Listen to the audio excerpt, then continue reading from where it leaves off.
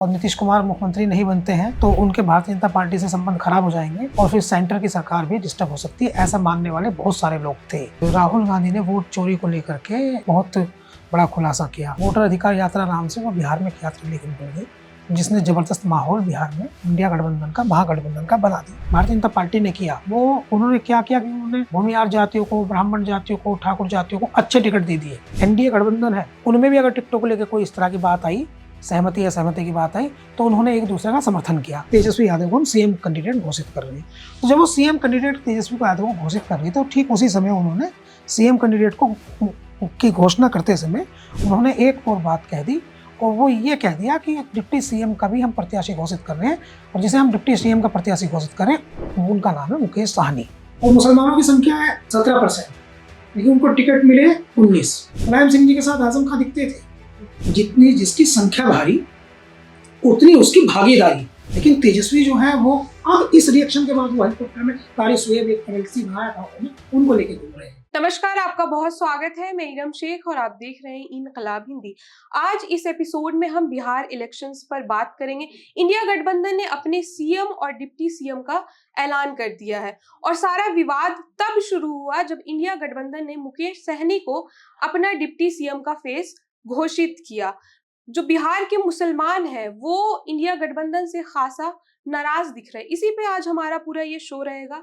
इसी पे हमारे साथ खास बातचीत के लिए इनकलाब हिंदी के मैनेजिंग एडिटर आस मोहम्मद कैफ मौजूद है। सर, आपका बहुत स्वागत है। बहुत धन्यवाद इरम, आप कैसी हैं? सर, मैं ठीक हूँ। सर, मेरा पहला सवाल, हाल ही में इंडिया गठबंधन ने एक प्रेस कॉन्फ्रेंस की और उसमें उन्होंने अपने डिप्टी सीएम का ऐलान किया, मुकेश सहनी को। इसके बाद जो जबरदस्त आक्रोश देखने को मिल रहा है मुसलमानों में, और जो मुस्लिम स्कॉलर्स हैं उन्होंने कहीं ना कहीं इंडिपेंडेंट मुस्लिम लीडर का जो है वो सवाल उठा रहे। इस पर आप क्या कहेंगे? देखिए, कुछ ऐसी परिस्थिति बिहार की बन गई है कि उम्मीद ये की जा रही थी कि ये चुनाव जो है ये बहुत रोमांचक चुनाव होगा, और 2027 में जो उत्तर प्रदेश का चुनाव होगा, ये चुनाव उस चुनाव के प्रति एक दिशा दे देगा। ऐसा लगेगा कि चीज़ें जो हैं यहाँ से स्पष्ट हो जाएंगी और 2027 में क्या होगा ये बिहार तय कर देगा। ऐसा भी मान रहे थे कि बिहार का जो चुनाव है, उसके बाद 2 राज्यों में चुनाव होने हैं, बंगाल में चुनाव होना है, कि वो स्टेट की पॉलिटिक्स को तो प्रभावित करेगा ही, लेकिन वो नेशनल पॉलिटिक्स को बहुत प्रभावित कर देगा। ऐसा मानने वालों की कमी नहीं थी कि अगर ये चुनाव हार जाती है एनडीए और नीतीश कुमार मुख्यमंत्री नहीं बनते हैं, तो उनके भारतीय जनता पार्टी से संबंध खराब हो जाएंगे और फिर सेंटर की सरकार भी डिस्टर्ब हो सकती है, ऐसा मानने वाले बहुत सारे लोग थे। लोगों का ये मानना था कि ये चुनाव हारने के बाद में हो सकता है नीतीश कुमार जो है वो नाराज हो जाए और दुखी हो जाए, और दुखी होकर के वो सेंट्रल गवर्नमेंट से अपना समर्थन जो है वो वापस ले ले। तो ये ऐसा एक वर्ग ऐसा भी मानने वाला था। जिस समय चुनाव शुरू होने ही वाला था लगभग, तो उसी समय एक बहुत बड़ा इश्यू सामने आ गया, और वो बहुत बड़ा इश्यू ये सामने आया कि राहुल गांधी ने वोट चोरी को लेकर के बहुत बड़ा खुलासा किया। उन्होंने कहा कि वोट चोरी हो रही है, 2-3 जगह का उन्होंने उदाहरण दिया। उसके बाद वोटर अधिकार यात्रा नाम से वो बिहार में एक यात्रा लेके निकल गई, जिसने जबरदस्त माहौल बिहार में इंडिया गठबंधन का, महागठबंधन का बना दिया, जिससे एनडीए जो है वो थोड़ा डिस्टर्ब हो गया। यहाँ तक जो है ये भी प्राचीन काल की बात नहीं, हड़प्पा या मोहनजोदड़ो की अभी की बात है, 1 महीना पुरानी। यहाँ तक सब कुछ ठीक था। इसलिए मैं राजनीतिक विश्लेषकों को और जर्नलिस्ट जो राजनीति कवर करते हैं, अक्सर उन्हें ये सलाह देता हूँ कि आप, हर दिन चुनाव बदलता है, इसलिए आप बहुत प्रेडिक्ट करते समय ये सावधान रहा करें कि एक लंबे समय पहले प्रेडिक्ट करना किसी को उचित नहीं है।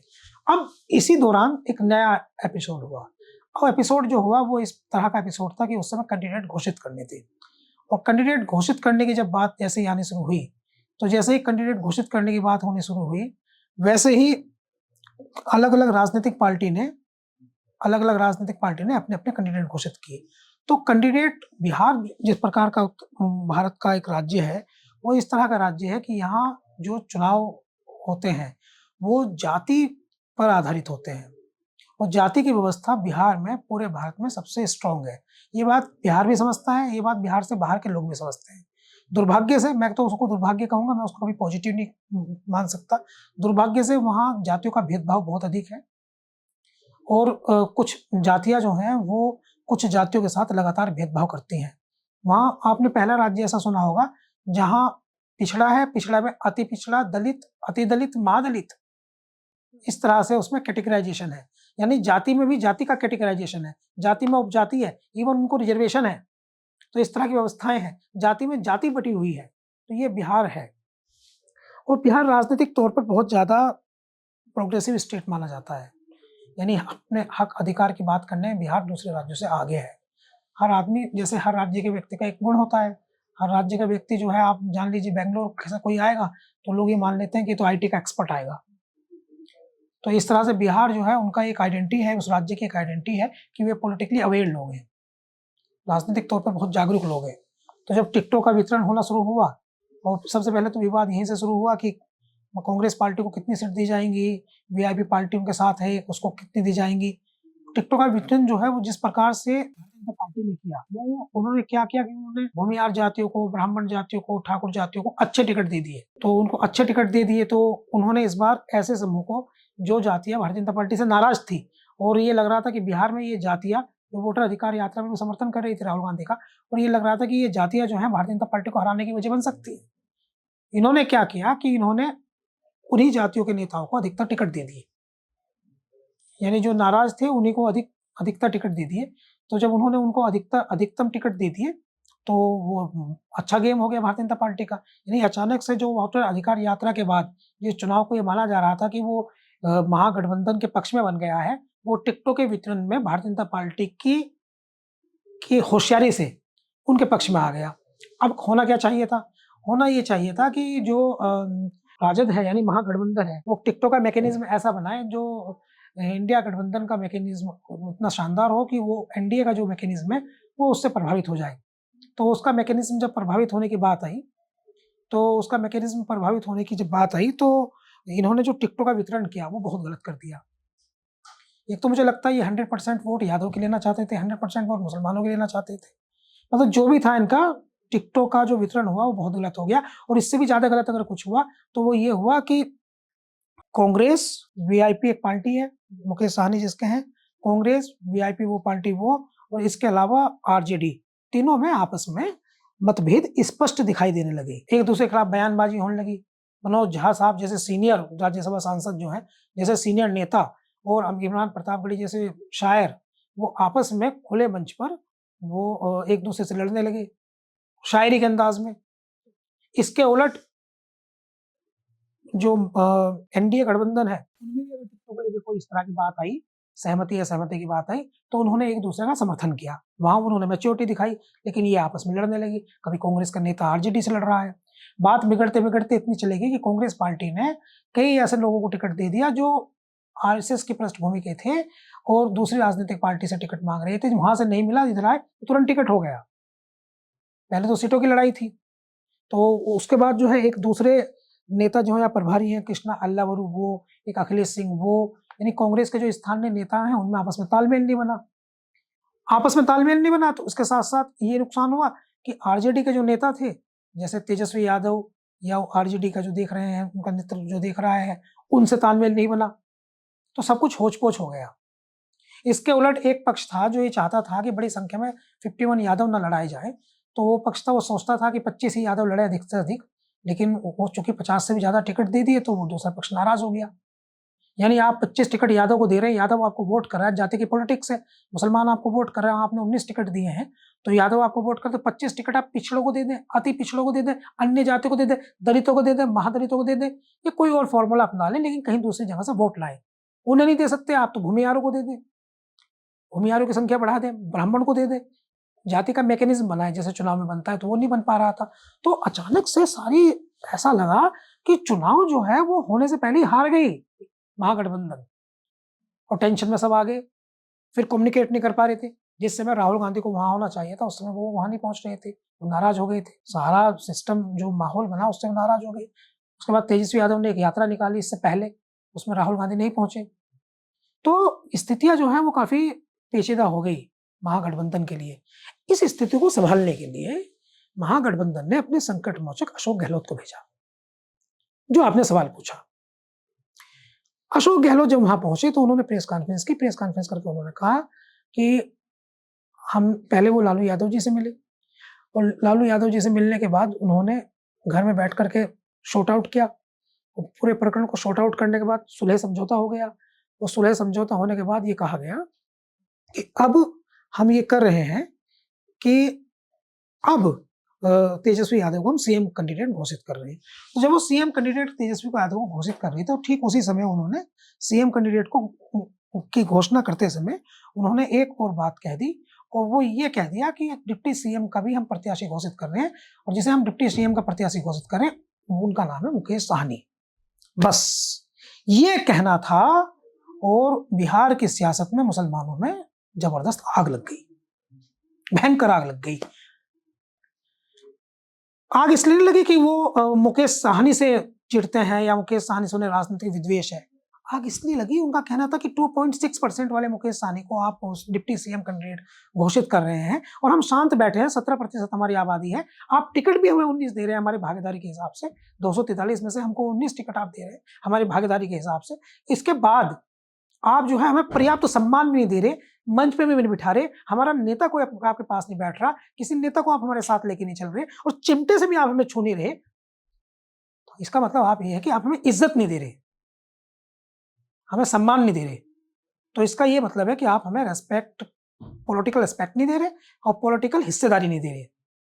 तो मुसलमानों का इसका विरोध आना शुरू हो गया और इस बात का फायदा किसने उठाया? सबसे ज्यादा फायदा उठाया इसका ऑल इंडिया मजलिस इत्तेहादुल मुस्लिमीन ने। उन्होंने कहना शुरू किया, देखो मुसलमानों तुम्हारी क्या हालत है। एआई जनरेटेड एक फोटो तेजस्वी यादव मुकेश साहनी का बना करके और नीचे एक मुस्लिम को बिठा करके दरी बिछाते हुए उसको दिखाने लगे, आइडेंटिटी उस व्यक्ति की मुस्लिम जैसी बना करके, और ये दिखाने लगे भाई तुम्हारा काम तो दरी बिछाना है, तुम्हारा काम तो दरी बिछाना है। तो ये उसको दिखाने लगे। तो इसका बड़ा बैड रिएक्शन एकदम से बिहार की सियासत में आ गया। तमाम बुद्धिजीवी, तमाम स्कूलों इस पर ट्वीट्स करने लगे और बवंडर हो गया, बहुत जबरदस्त दबाव में आ गया एकदम महागठबंधन। जी सर, इसी पे मेरा हिस्सेदारी पे ही अगला सवाल है कि आरजेडी यानी कि इंडिया गठबंधन ने 17% मुसलमानों की आबादी को 19 टिकट दिए और 14% यादव जो है उनको 50 टिकट दे दिया। तो मुसलमान अब अपनी हिस्सेदारी के लिए सवाल उठा रहे, इस पर आप क्या कहेंगे? नहीं, केवल उनको नहीं, आप देखो 51 तो दे दिया आरजेडी ने, 14% यादव, 51 दिया आरजेडी ने, फिर कांग्रेस ने भी कुछ यादव कैंडिडेट बनाए, वीआईपी पार्टी ने भी कुछ अपने कोटे से यादव कैंडिडेट बनाए। तो संख्या 55 से ज्यादा चली गई, उससे भी ज्यादा चली गई, 58 के आसपास चली गई, और भी कम ज्यादा हो सकती है, लेकिन फिगर तो लगभग 50-55 से ज्यादा है। और मुसलमानों की संख्या है 17%, लेकिन उनको टिकट मिले 19। अच्छा, पहला तो यह है कि आपको टिकटों में भागीदारी होनी चाहिए, फर्स्ट तो यह है कि टिकटों में भागीदारी होनी चाहिए। दूसरा आपका यह है कि आप उनको एडजस्टमेंट कैसे करोगे। देखो प्रॉब्लम ये नहीं है कि आप किसी को टिकट दे रहे, कितने जीत के आ रहे। मायावती जी ने 2022 के चुनाव मुसलमानों को लगभग 100 टिकट दी, जीत आई भी नहीं। प्रॉब्लम टिकटों की संख्या नहीं है, प्रॉब्लम जो है वो ये है कि आप किसी समूह को कितना सम्मान दे रहे,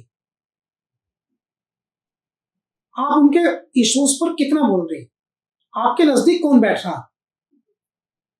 भाई तेजस्वी यादव, चलो हम मानते हैं मुकेश साहनी गरीबों के नेता हैं, काफी संघर्ष किया, उन्होंने आपको डिप्टी सीएम को घोषित कर दिया, ये बात वहां के मुसलमानों समझ में आती है। नेगेटिव नहीं है मुकेश साहनी के प्रति, तेजस्वी के प्रति नेगेटिव नहीं है, लेकिन उनको तकलीफ इस बात से होती है कि आप पूरी तरह से मुसलमानों को इग्नोर कर रहे हैं। प्रेस कॉन्फ्रेंस हो रही थी, मुसलमान मंच पे नहीं थी, पीछे कुर्सी पे कहीं कह दिया बैठ गए किसी को, तो उस तरह का सम्मान नहीं मिल रहा, बराबर में बिठा नहीं रहे। आप देश की पॉलिटिक्स समझिए, कांग्रेस की पॉलिटिक्स में हमेशा नेहरू जब प्राइम मिनिस्टर बने उनके बराबर में दिखते थे मौलाना आजाद, हर नेता के साथ कोई ना कोई दिखता था, हर बड़े नेता के साथ कोई ना कोई दिखता था। इवन अटल बिहारी वाजपेयी भारतीय जनता पार्टी के थे, लेकिन उनके साथ भी जो है वो नेता दिखते थे, सिकंदर बख्त दिखते थे या मुख्तार अब्बास नकवी दिखते, मुख्तार अब्बास नकवी को खास करके ये उनके काफी करीबी थे, शाहनवाज हुसैन दिखते थे। दूसरी राजनीतिक पार्टी में जाइए, मुलायम सिंह जी के साथ आजम खान दिखते थे। यानी आप किसी भी राजनीतिक पार्टी की बात कीजिए, उनके साथ एक ताना बना रहता था उसका। लेकिन तेजस्वी जो है वो अब इस रिएक्शन के बाद वो हेलीकॉप्टर में कारी सुएब एक एमएलसी बनाया था उन्होंने, उनको लेके घूम रहे हैं जब सब कुछ नुकसान हो गया। तो बहुत बैड रिएक्शन गया, एकदम मुसलमानों को लगा कि यार ये तो हमारी इज्जत नहीं कर रहे हैं, कोई फायदा नहीं, सम्मान, अब इज्जत नहीं मिल रही है, इससे तो हम चले जाएंगे छोड़ के, वोट ही नहीं देंगे, जीत लो अपना, लड़ लो आपस में, हम नहीं देंगे वोट। या फिर हम तो कुछ ट्वीट्स भी आए एक बड़े पैमाने पे ये चर्चा भी आई कि भाई एक बार बीजेपी को वोट जाकर देख लेंगे, हमको क्या मिलना है, गद्दी तो तुमको ही मिलनी है, पावर तो तुम्हारे हाथ में रहेगी ना, रिमोट तो तुम ही अपने हाथ में रखोगे, तो हमको क्या मिलना है, हम क्यों मुफ्त की लड़ाई लें।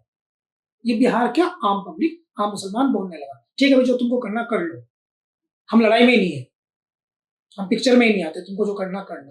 तो इसका बहुत तकलीफ हुई, इसका बड़ा बैड रिएक्शन हुआ, हिस्सेदारी वाला इशूज को लेकर भी। जिससे राजनीति में हिस्सेदारी का बड़ा वैल्यूज है। राजनीति में एक नारा है कि जितनी जिसकी संख्या भारी उतनी उसकी भागीदारी। ये नारा है कि जितनी इसकी संख्या भारी उतनी उसकी भागीदारी। तो भागीदारी तो मिल नहीं रही थी मुस्लिम्स को, तो अब भागीदारी भी नहीं दे रहे हो, सम्मान भी नहीं दे रहे, चिढ़ गए, तो फिर वो इससे चिढ़ गए। तो मुकेश सहनी की नफरत नहीं कह सकते उसको, उनसे कोई नाराजगी नहीं है, लेकिन उसको ये कह सकते हैं कि आप 2.5% वाले वोटर वालों को तो इतना अधिक सम्मान दे रहे हैं, लेकिन हम 17 वालों को आपने बिल्कुल खत्म कर दिया है। ये इशू था जी सर। इस पे अगला सवाल, इससे पहले हमने बिहार में देखा है कि जो ओवैसी की पार्टी है AIMIM, उसने हमेशा से जो है पिछले विधानसभा चुनाव में भी इंडिया गठबंधन के साथ कोशिश की है कि गठबंधन में शामिल हो, लेकिन बात नहीं बन पाई। हालांकि उसने 6 MLA जीते, उनके बाद में वो RJD में शामिल हो गए, वो अलग बात है। उसके बाद इसमें भी, इस चुनाव में भी AIM ने कोशिश की कि वो गठबंधन में शामिल हो, लेकिन इस बार भी बात नहीं बन पाई। तो इस चुनाव में जो वैसी की पार्टी है उसकी क्या भूमिका रहेगी? देखिए, मैं आपको बता दूं कि असदुद्दीन ओवैसी साहब ने बहुत कोशिश की थी। इवन जब वोटर अधिकार यात्रा निकाल रहे थे राहुल गांधी और तेजस्वी यादव, तो उसमें हमने एक शो किया था, हमारा बहुत शो बहुत ज्यादा लोकप्रिय भी हुआ था। इमरान प्रतापगढ़ी और असदुद्दीन ओवैसी के आपस की बातचीत में कुछ व्यंग बाण चली थी एक दूसरे पर।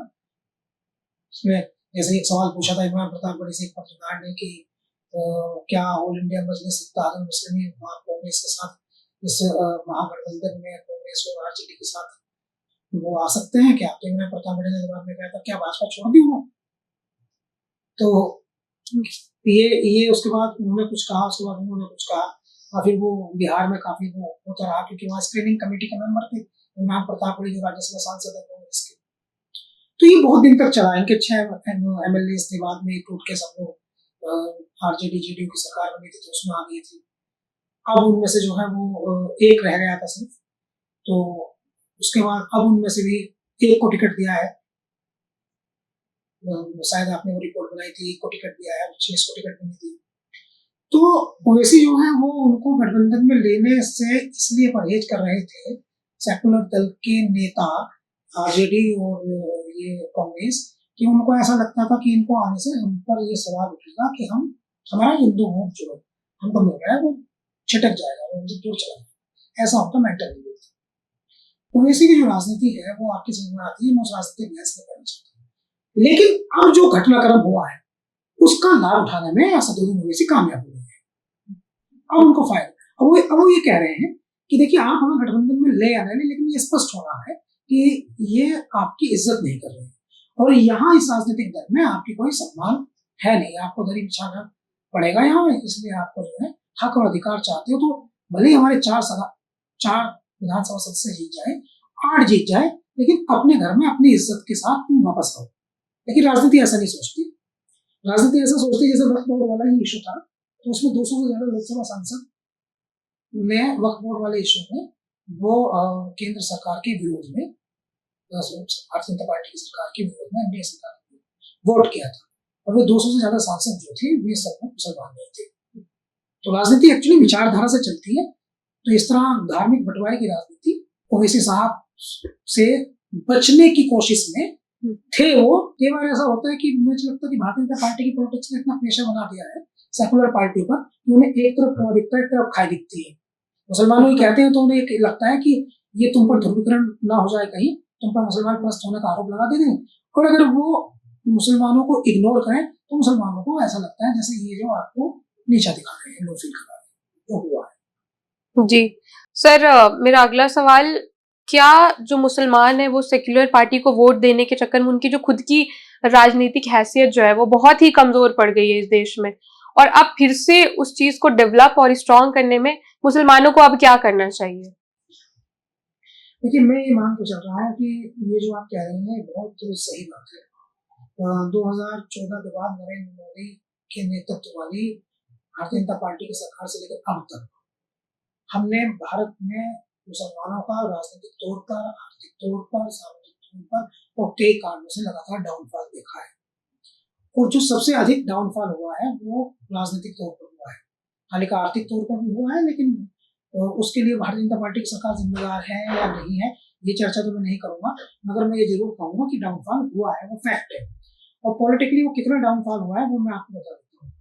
पॉलिटिकली इतना डाउनफॉल हुआ है कि अब कोई भी सेक्युलर राजनीतिक पार्टी किसी मुसलमान नेता को अपने बराबर में कुर्सी देती समझती है।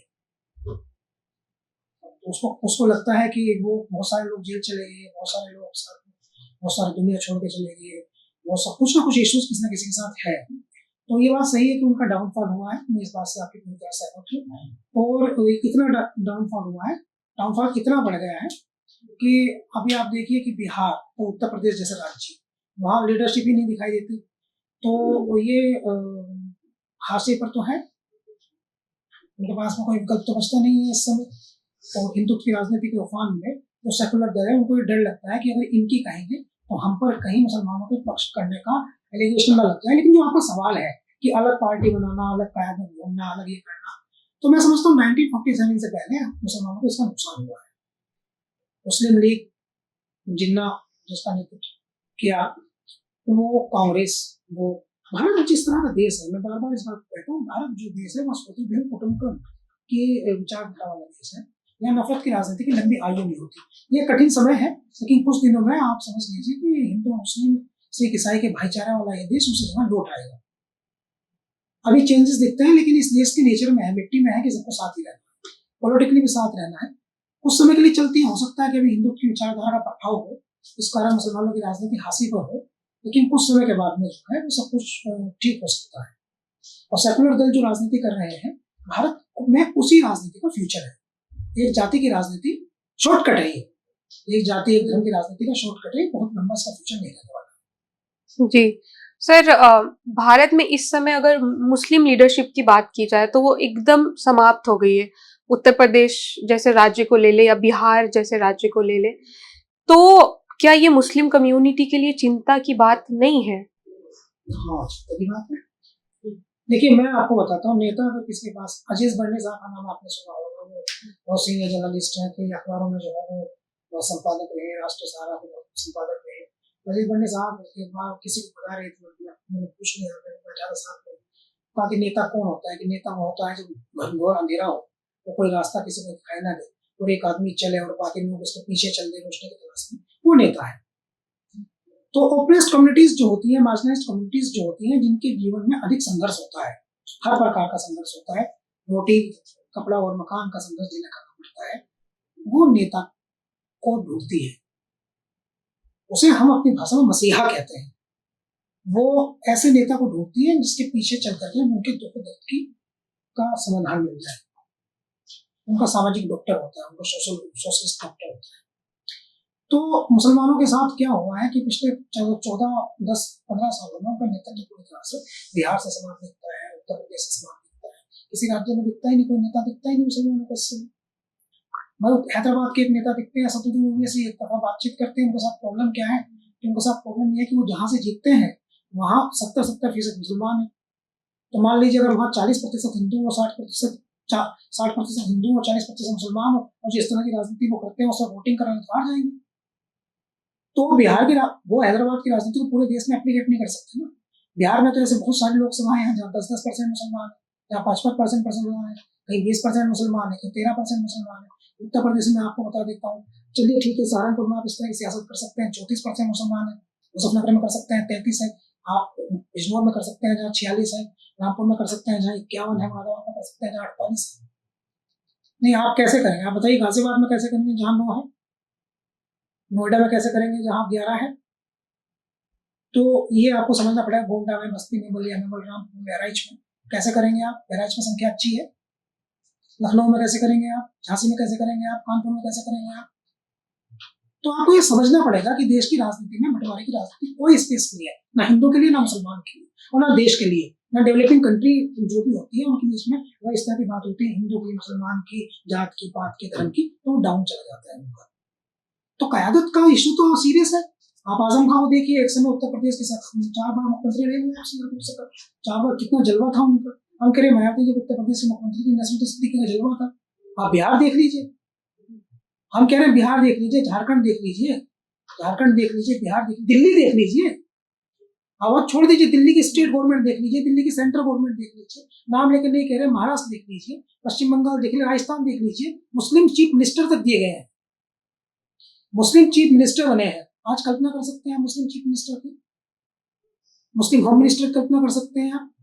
मुस्लिम होम मिनिस्टर की कल्पना नहीं कर सकते, मुस्लिम जो है वो डिफेंस मिनिस्टर की कल्पना नहीं कर सकते, फिनेंस मिनिस्टर मुस्लिम हो जाए इसकी कल्पना नहीं की जा सकती, फॉरेन मिनिस्टर मुसलमान हो जाए इसकी कल्पना, एजुकेशन मिनिस्टर मुसलमान हो जाए इसकी कल्पना नहीं की जा सकती। स्थिति सारी उलट है, तो डाउनफॉल तो होगा 100%। भारतीय जनता पार्टी की बात नहीं कर रहा मैं, आप दूसरी सरकारों में, दूसरी पार्टियों में देखिए, उनके पास कोई ना कोई ऐसा व्यक्ति, कांग्रेस में टॉप पर थे अहमद पटेल, समाजवादी पार्टी में टॉप पर थे आजम खान, बसपा में टॉप पर थे नसीरुद्दीन सिद्दीकी, बहुत सारे नाम थे। साबुद्दीन आरजेडी में टॉप पर थे, खैर वो चले गए, उनके बेटों को टिकट दिया जरूर है, लेकिन वहां तक नहीं आ पाएंगे ओसामा, साबुद्दीन के लड़के ओसामा साबुद्दीन वहां तक नहीं आ पाएंगे जहां तक जो है वो उनके पिता आ गए थे, जितने प्रभावशाली थे। तो डाउनफॉल तो है। सर मेरा आखिरी सवाल, हाँ, मुसलमानों की नाराजगी को देखते हुए इंडिया गठबंधन ने डैमेज कंट्रोल के लिए जो इंडिया गठबंधन के 3 सबसे प्रमुख मुस्लिम जो चेहरे हैं, इमरान प्रतापगढ़ी हो गई, इकरा हसन और आजम खान, इनको बिहार भेजने का फैसला लिया। तो ये फैसला कितना सही साबित होगा? क्या ये वाकई डैमेज कंट्रोल कर पाएंगे? देखो मैं 2-3 बात बताता हूँ। ये बात मैं जो कह रहा हूँ वो फैक्ट है, बिना इन्फ्लुएंस के कहता हूँ। पहली बात तो यह है कि कांग्रेस पार्टी के जो प्रभारी हैं कृष्णा अल्लावरू, उन्होंने ये भी ऐलान किया है कि वो एक डिप्टी सीएम मुसलमान बनाएंगे, ये ऐलान हो गया है। उसके बाद ये खबर आई है, ये 2 खबरें साथ साथ आई है।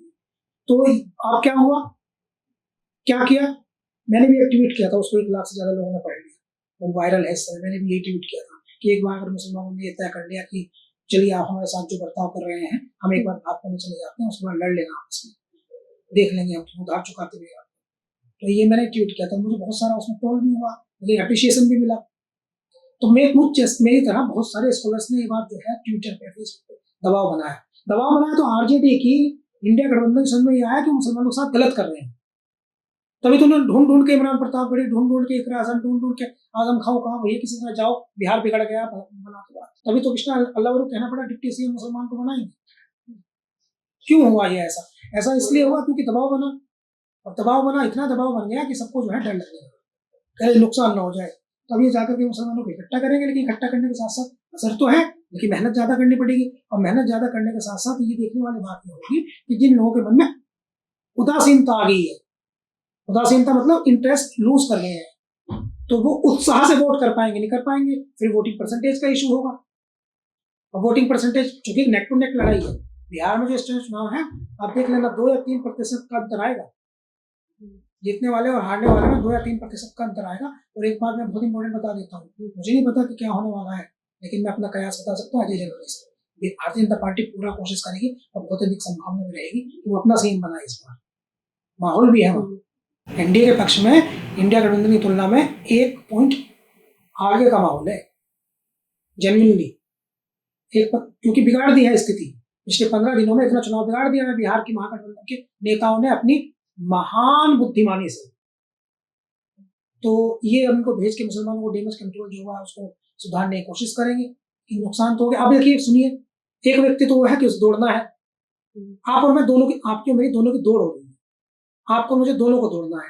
मेरे लगी चोट, मैं हो गया इंजर्ड, अब मैं पट्टी करूंगा, मरहम लगाऊंगा, पट्टी करूंगा, और आप दौड़ती जा रही हैं। वहां आज नरेंद्र मोदी की भी सभा हो गई, प्रधानमंत्री की, अमित शाह भी सभा कर रहे हैं, भारतीय जनता पार्टी के सारे नेता लगे हैं। और हमें जब दौड़ना चाहिए था, मुझे जब दौड़ना चाहिए था तो मैं अपनी मरहम पट्टी पे लगा था, तो समय खराब हुआ कि नहीं हुआ, ये भी एक अलग नुकसान होगा। जी सर, आपका बहुत धन्यवाद।